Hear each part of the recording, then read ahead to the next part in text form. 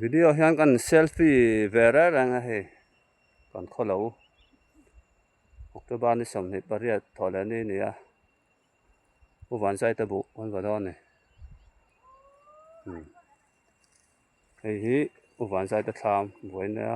kan bo wona ton ne nom viang an chonga ai kan kholo hi ti lang zau do onga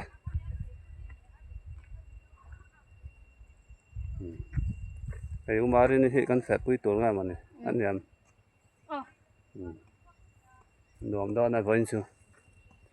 ai u wan sai tham voina kan fa na to